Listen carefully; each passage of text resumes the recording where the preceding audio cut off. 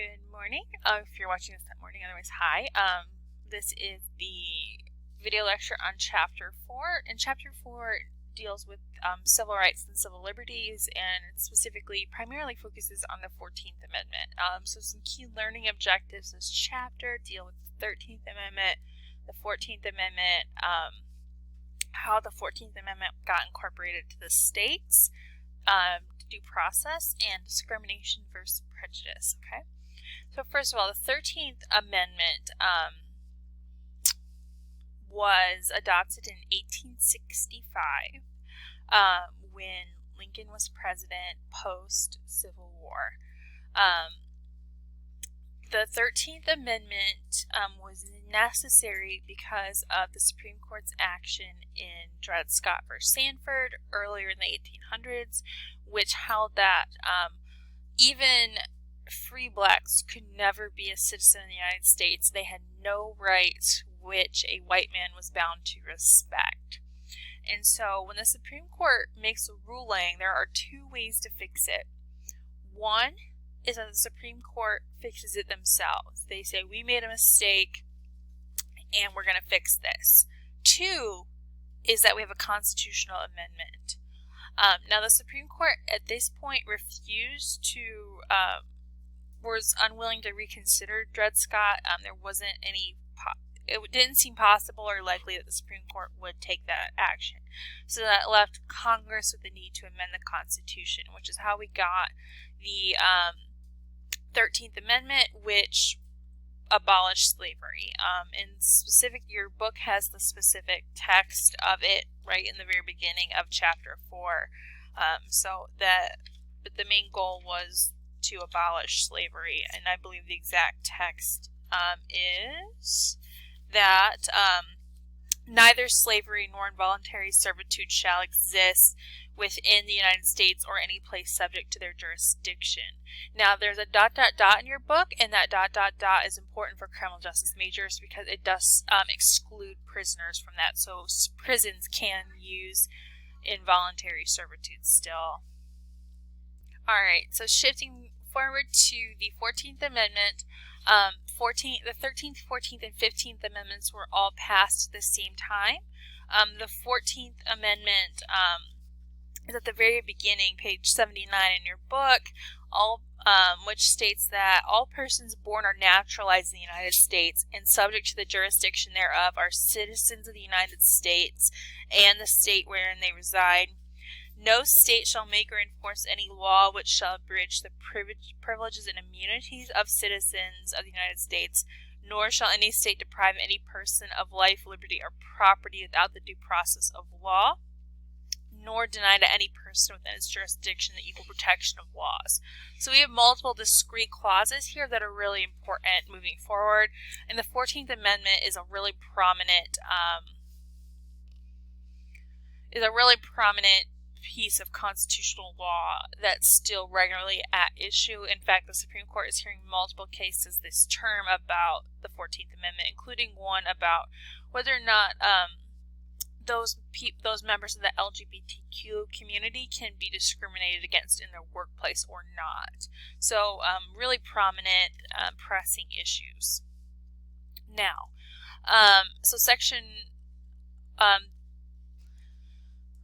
so one of those clauses in the 14th Amendment was a due process clause. It's the exact same as the due process clause in the 5th Amendment that we just finished studying. And so this is due process clause the exact same, and that's intentionally done because the due process clause in the 5th Amendment only applies to the federal government. The due process clause of the 14th Amendment extends most of the rights in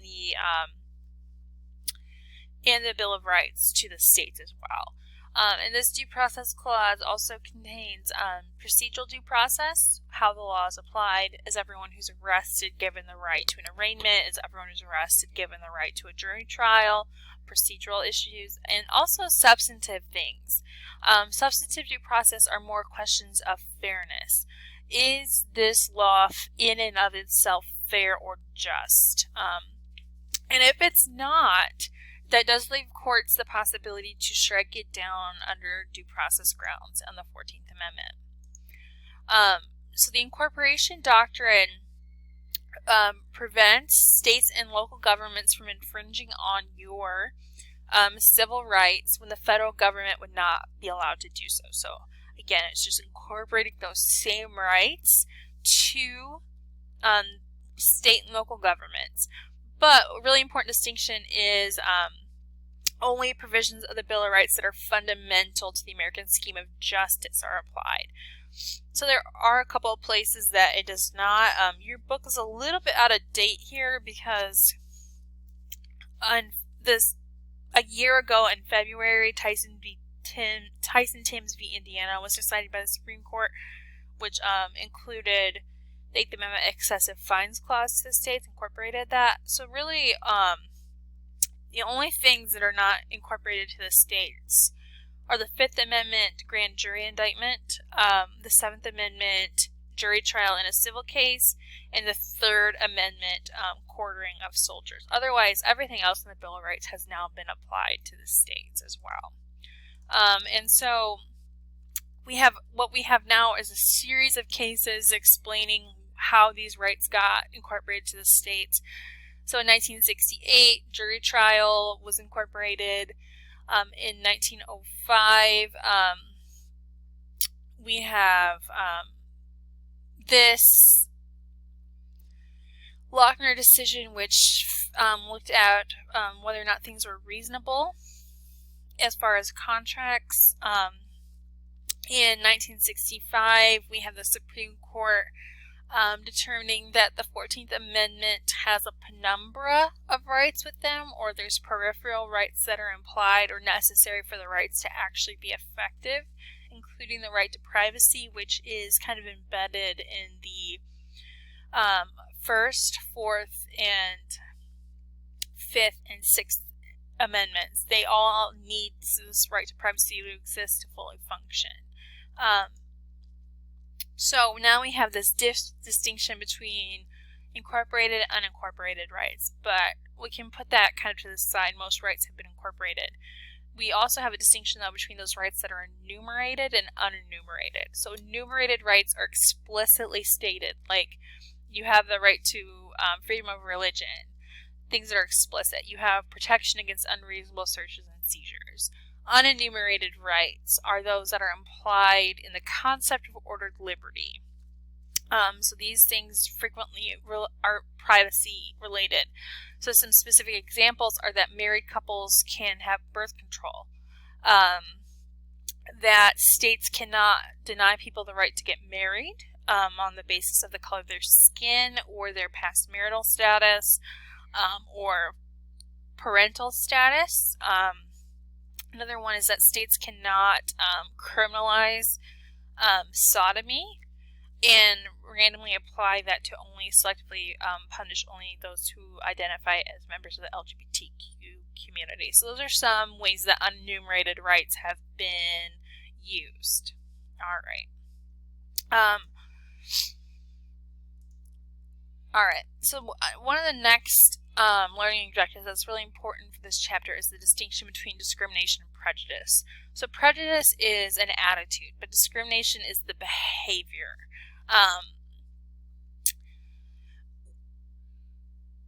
And we do punish actions. Okay, if we think back to criminal law, we don't really punish people for having bad thoughts, but when those thoughts become socially unacceptable behaviors, then at that point the government can intervene under the 14th Amendment or the 5th Amendment, and we have laws that exist to punish actors, protect the victim. So an example of this might be hate crime laws.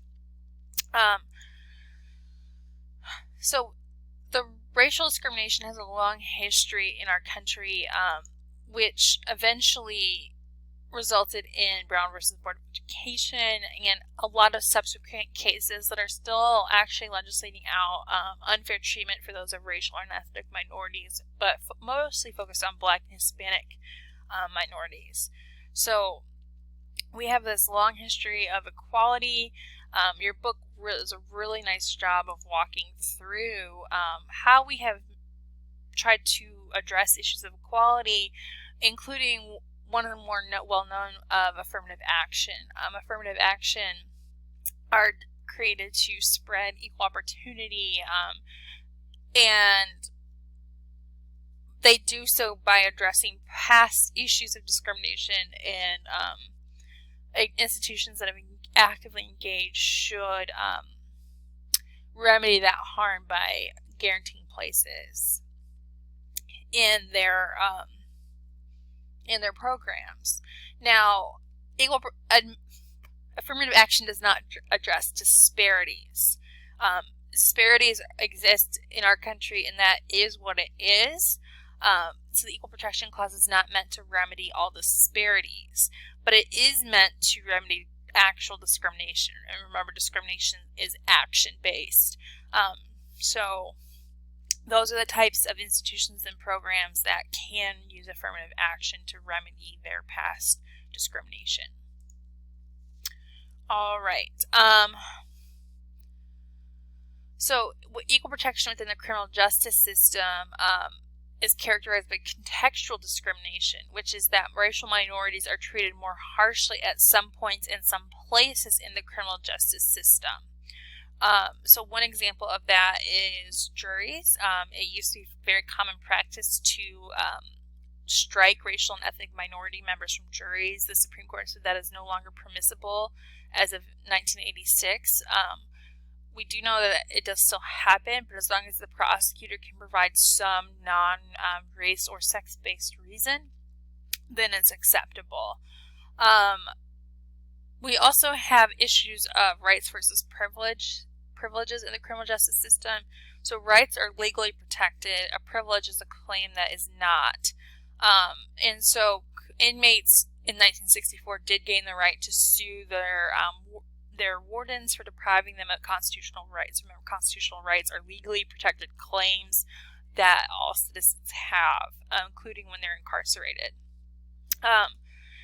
Specifically looking at corrections, some issues that have arisen there: racial discrimination, segregating racial groups because of an assumption that they will be in conflict, violates the Equal Protection Clause unless it's necessary. So if there is a region that does have high amounts of gang violence based on racial identities, then that is an acceptable reason. But for a prison that's kind of in a rural area where there's not gang prevalence, to be doing so would violate equal protection.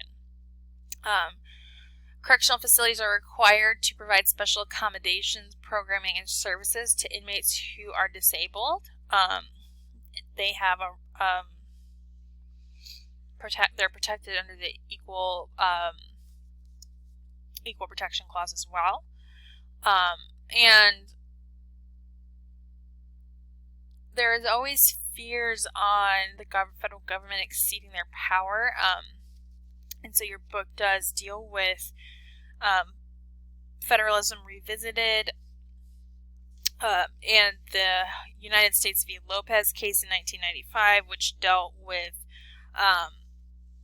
the use of guns, which in 1990 federal law banned firearms in schools, and the Supreme Court did strike that down because Congress had exceeded its authority.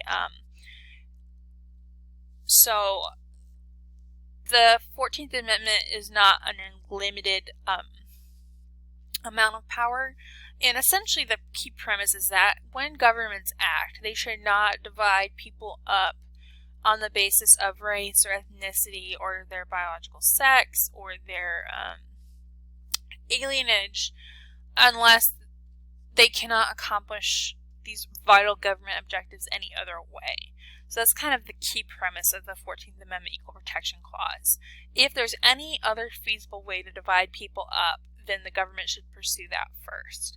So there's a lot of content here. If you have any questions or thoughts, feel free to reach out to me. I look forward to working with you.